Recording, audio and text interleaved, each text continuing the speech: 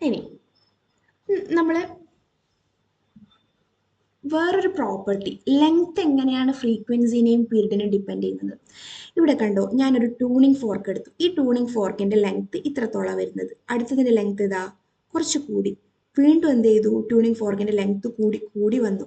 നമ്മൾ കൂടിക്കൂടി വരുമ്പം ഇവിടെ ഒരു കാര്യം ശ്രദ്ധിക്കുന്നുണ്ട് അല്ലേ, ഫ്രീക്വൻസി കുറഞ്ഞു കുറഞ്ഞു വരുന്നത്. ഫോർ എക്സാമ്പിൾ, ഇപ്പം ഞാനൊരു ചെറിയൊരു ഊഞ്ഞാലെടുത്തു, ഞാൻ വലിയൊരു ഊഞ്ഞാലെടുത്തു. ഈ ഊഞ്ഞാല് ഫ്രണ്ടിലേക്ക് പോയി ബാക്കിലേക്ക് പോയി തിരിച്ചതിൻ്റെ ഇക്വിലിബ്രിയം പൊസിഷനിൽ എടുക്കുന്ന സമയമാണോ ഈ വലിയൊരു ഊഞ്ഞാലിന് ഫ്രണ്ടിലേക്ക് പോയി ബാക്കിലേക്ക് പോയി ഇക്വിലിബ്രിയം പൊസിഷനിലേക്ക് എടുക്കുന്ന സമയം? നമുക്കറിയാം വലിയ ഊഞ്ഞാല് കൂടുതൽ സമയം എടുക്കല്ലേ.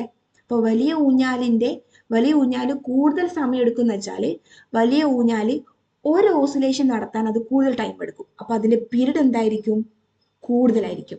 ഇയാളെ പീരീഡ് കമ്പാരിറ്റീവ്ലി എന്തായിരിക്കും, കുറവായിരിക്കും. ഓക്കെ, അത് ഓക്കെ ആണല്ലോ. അപ്പം നമ്മൾ ഫ്രീക്വൻസിൻ്റെ ഇക്വേഷൻ പഠിച്ചത് എന്താണ്, oscillation by time.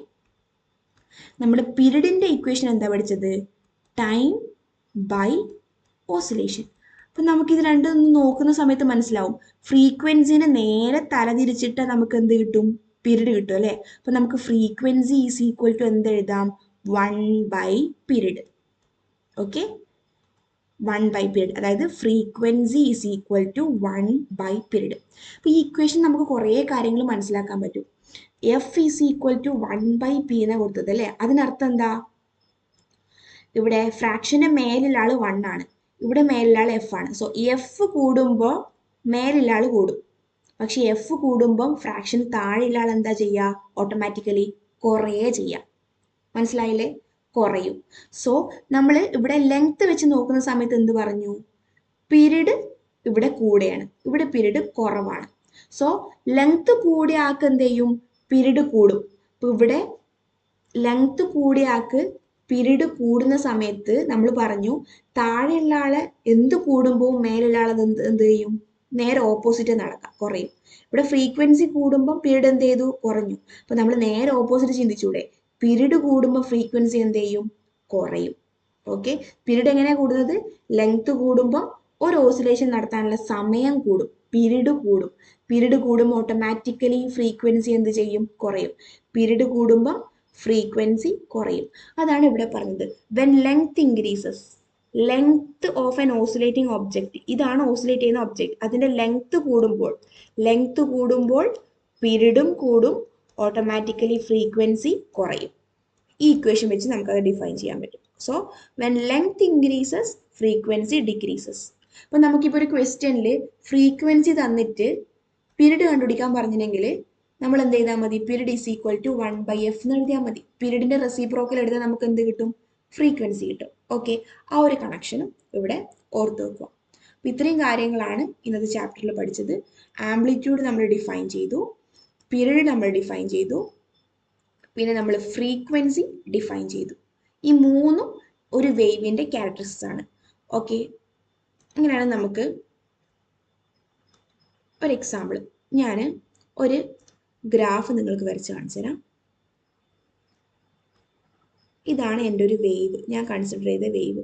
Okay, here ഈ ഒരു y ആക്സിസിൽ ഞാൻ ആംപ്ലിറ്റ്യൂഡാണ് കാണിക്കുന്നത്, ആംപ്ലിറ്റ്യൂഡ്.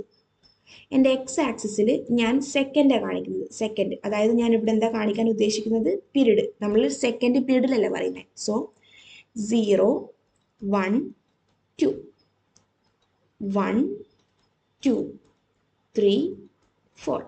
ഓക്കെ, ഞാൻ നിങ്ങളോട് ചോദിക്കുന്ന ഫസ്റ്റ് ക്വസ്റ്റ്യൻ ചോദിക്കുന്നത്, ഈ വേവിൻ്റെ ഓരോ ക്യാരക്ടേഴ്സും ഞാൻ ചോദിക്കുന്നത്, ഈ വേവിൻ്റെ ആംപ്ലിറ്റ്യൂഡ് എന്താ. സോ നമ്മൾ ആംപ്ലിറ്റ്യൂഡ് കണ്ടുപിടിക്കണമെങ്കിൽ മാക്സിമം ഡിസ്പ്ലേസ്മെന്റ് നോക്കിയാൽ മതി അല്ലേ. ഈ വേവ് സ്വിങ്, ഈ ഒരു വേവ് സ്വിങ് ചെയ്ത് വരുമ്പോൾ അത് ഏറ്റവും മാക്സിമം എവിടത്തേക്കാണ് പോയി നിൽക്കുന്നത്, 2ന്റെ പൊസിഷനിൽ അല്ലേ. നമ്മൾ ഇതെല്ലാം ഒരു ആംപ്ലിറ്റ്യൂഡ് എന്ന് പറഞ്ഞത് ഏറ്റവും മാക്സിമം പോകാൻ പറ്റുന്ന പൊസിഷൻ, ഇതാണ് ആംപ്ലിറ്റ്യൂഡ്.